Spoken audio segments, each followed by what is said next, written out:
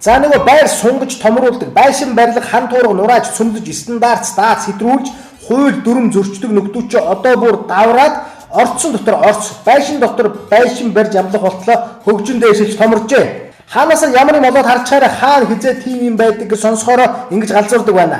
Эцгүй газар байгаа юм шиг айшилж ийм нэгэн тохиолдолд Сүхбаатар дүүргийн 10 дугаар хороо 37 дугаар байрны 3 дугаар давхарт гарсныг ИГЛМ сайтад дурджээ. Чухам юу болсныг тодруулбал бас эргэн инхвэд ажиллаа тараад гэртээ ярьж гин. Гэтэл харин хаалгыг нь таглаад нэгэн байшин барьж байх юм гинэ.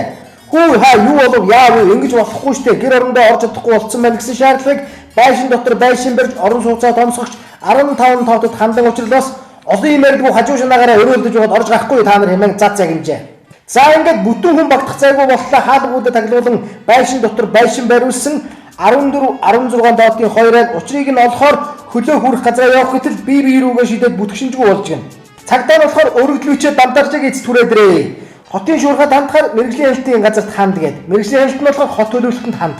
Аргавраад орон сууцны контор сөөгтөө хэлэхээр би зөвшөөрдөг өгөө гэдээ ёстой нөгөө дээс том шоргоож дүгээ авахын үлгэр болоод байгаа юм байна. Гэж цагдаа хэргийн эзэн хингэргийн нөхөр айлын хаалгыг нүдхээр хажуугийн байрны дотор давхар барьсан ханыг нураачаад манайхыг нураагаарай гэж зад загнаад хаалга тайлдаггүй хорооны цэцэг дарганд бичиг явуулсан чинь уур чулуудад тавьтуулдаггүй гэнтэй.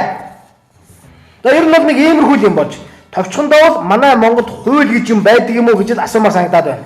Хууль нь ойлгомжтой цоорхоогүй байсан бол энэ зэргийн асуудлыг доор нь шийдчихмээр санагдах юм.